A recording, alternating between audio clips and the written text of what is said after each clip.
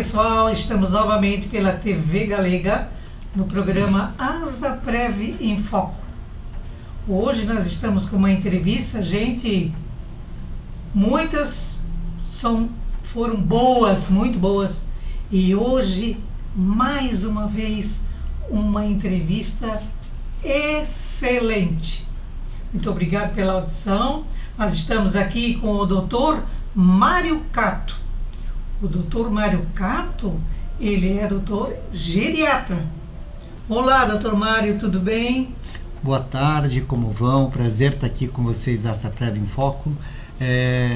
Muito boa tarde. Eu acho que vai ser uma boa conversa para a gente falar um pouquinho sobre a saúde dos nossos idosos, né? É isso. Ótimo, mesmo. Legal. A gente precisa realmente abordar, né, esse assunto sobre os idosos, né, pessoa idosa, né? Seu Hildo. Olá, menina, como está você? Menina até que é bom, né? Então, doutor Mário, assim, ó, a sua especialidade, né, ela tem, assim, uma como é que eu vou dizer, um valor muito significativo hoje nesse mundo, né, tão conturbado, né, principalmente a pessoa idosa, né? Como é que o senhor vê, assim, todo esse trabalho aqui em Blumenau? Assim, as pessoas valorizam a procura para um médico geriatra? Como é que é? Bom, primeiro que Blumenau é uma cidade que tem uma qualidade de vida muito boa, né?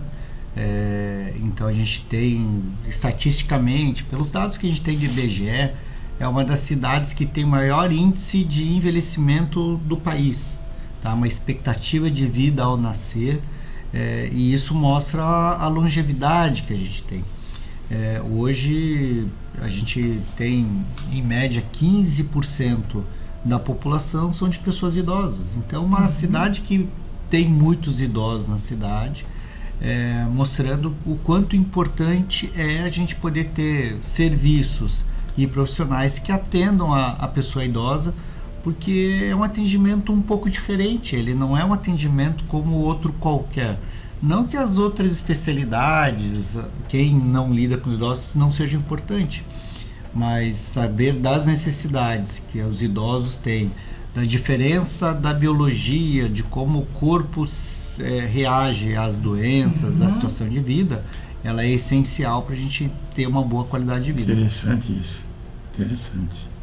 E só para ter uma ideia, né, a gente tem envelhecido muito rápido, né? Quando a gente pega países do exterior, da Europa, por exemplo, eles demoraram 100, 120 anos para ter um envelhecimento populacional. Só que nesse período de 100, 120 anos, eles enriqueceram, estruturaram serviços, né? Então tem uma estrutura para atender o idoso. E o Brasil envelheceu muito rápido. Em 20 anos eu saí de uma população que tinha uma expectativa de vida muito baixa para ter uma população idosa muito grande. Só que o país, apesar de país rico, ele é um país muito desigual, então a gente tem dificuldade de ter acesso a serviços, né? Quando a gente observa muito assim, a discrepância entre você ser de uma classe social mais alta, onde você tem acesso a serviços, pode pagar uma academia, pode pagar as medicações, um médico, os exames, para alguém que é daqui a pouco um trabalhador, uma trabalhadora que tem uma dificuldade, que só depende às vezes do SUS, mas na hora de ter um exame diferenciado, de ter uma atividade física que precisa ser remunerada, como essa falta de acesso faz diferença. Com certeza. E com relação ao tipo de trabalho que cada um teve. Então a gente tem um envelhecimento e uma qualidade de vida ainda muito, muito desigual também no Brasil. Mas Blumenau, por ter uma história, né, de trabalho, dessa questão das indústrias, da têxtil, que era tão forte aqui, e a gente vê uma população onde passou pelas indústrias têxteis, né, da Teca, da Hering, da Artex, como que eles conseguiram construir um certo patrimônio, uma certa condição de cuidar da sua saúde, por isso que chegam hoje a uma velhice com boa qualidade. Qualidade de vida, né? Importante. Doutor, a gente estava conversando ainda há pouco, né? O senhor falou assim, eu fiquei admirada, porque certas coisas a gente não tinha conhecimento, de nessa caminhada, né, da sua vida, tudo que o senhor já participou e que o senhor ainda participa e que pretende participar. Conta pra gente. Quando eu estava na faculdade, eu me apaixonei por saúde pública, né? Então, Saúde pública. Antes de fazer geriatria, eu me formei sanitarista. Então, adoro saúde pública. Acho que o SUS, por exemplo, é um caminho que a gente deveria agarrar com unhas e dentes, porque é uma forma que a gente pode ter saúde para todos. Então, por isso que eu participei muito das conferências de saúde, do Conselho Municipal de Saúde, conselhos, tá? Então, sempre gostei disso. Quando eu faço a geriatria, venho trabalhar, eu me formo, trabalho um tempo em Pelotas, onde me formei na Faculdade Federal de Pelotas, e trabalhando alguns anos lá, eu venho para Blumenau. Então, Blumenau, venho aqui, abro consultório, mas na Prefeitura Municipal de Blumenau, eu sou convidado para organizar o Centro de Saúde do Idoso. Olha só. Centro de Saúde do Idoso. Do idoso? Né? Então é um centro da Prefeitura, é um centro multiprofissional, lá a gente tem os médicos, fisioterapeuta, terapeuta ocupacional, psicólogo, nutricionista, assistente social, então ele é multiprofissional. Centros como esse são raros no Brasil, tá? A maioria deles que tem são ligados às universidades, porque aliam a questão do ensino, mas voltados 100% ao SUS são muito poucos, e a gente então é um desses centros.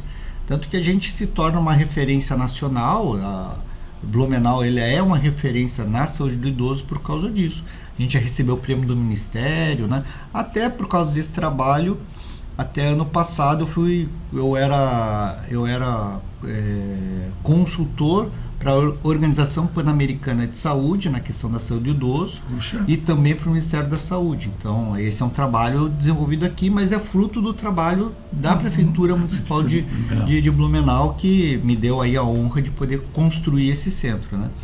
E além disso, sou empresário, eu tenho um lar para idosos, né? Então são as instituições onde acolhem. Para idosos? Isso, que é o Recanto das Cerejeiras, né? Onde é que Como? fica? Recanto das Cerejeiras. Recanto das Cerejeiras, que lindo nome. Em homenagem à minha mãe, que gostava muito das cerejeiras, né? E quando ela precisou de cuidados em saúde, né? Quando ela teve um câncer, infelizmente faleceu, ele foi um cuidado que eu consegui prover para ela, porque ela tinha uma boa renda, eu também.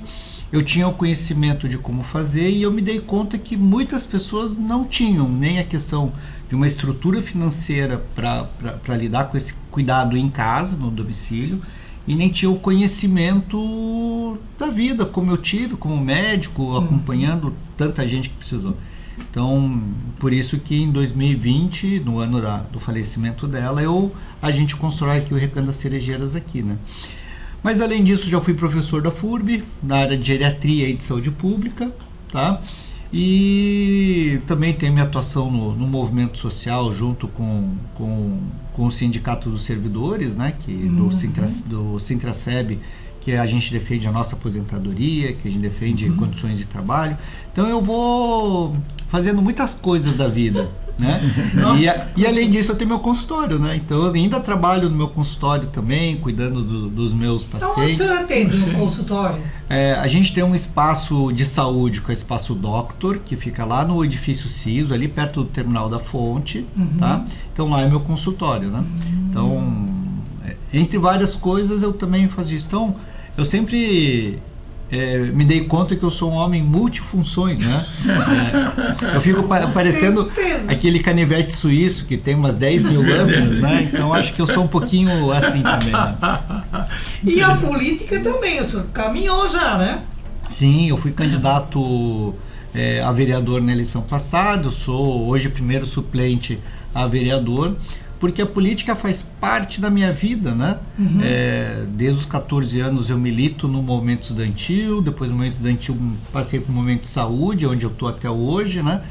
estando como servidor público no movimento dos servidores públicos, então a política faz parte da vida. Seu pai já era político? Já Ele gostava muito de política. Meu pai era um É. advogado trabalhista e que apoiava muito o movimento sindical. Nossa, interessante. Então, Por isso, então. o movimento sindical para ele era importante, ele apoiou muito dos sindicatos do oeste do Paraná. Eu lembro que das reuniões que tinha em casa, então muito dessa veia que eu lembro de pequeno, acompanhando essas discussões, eu entendo da necessidade da gente melhorar nosso mundo, né? Nossa sociedade, um pouquinho a gente tem que Isso. melhorar, né? Sempre um pouquinho a mais a gente pode fazer. Nossa Senhora, quanta coisa boa que a gente fica ouvindo, conversando com uma pessoa que tem uma caminhada, né? Como o doutor, nossa, é um prazer muito grande. Eu lembro, assim, esses dias a gente teve numa audiência pública na Câmara de Vereadores sobre a violência, né? Sobre a violência, né, doméstica contra a mulher e tal, as coisas. Daí eu disse assim, meu Deus, aquele lá é o doutor Mário Cato, vou conversar com ele. E foi ali que surgiu, a gente conversou e eu lhe convidei e hoje o senhor está aqui, né? Nossa, é maravilha. E falando nessa audiência, né, eu sempre falo, no dia a dia da prática clínica, tem muitas mulheres que chegam com 80, 90, 70 anos e com alguns casos muito grandes de depressão, ansiedade, das doenças psiquiátricas, né? O quanto que muitas têm esses transtornos como depressão decorrentes de histórias de violência durante a vida toda. A gente sabe que bom que a sociedade evolui, né? A gente não nega o passado, porque do passado a gente aprende muito, mas a gente sabe o quanto que nas gerações passadas o machismo, a opressão à mulher era muito maior. Elas sofreram mais, né? As mulheres até década de 50 não votavam. Não né? votavam, Exato. Então era uma coisa, a gente tinha uma coisa que era absurda, né?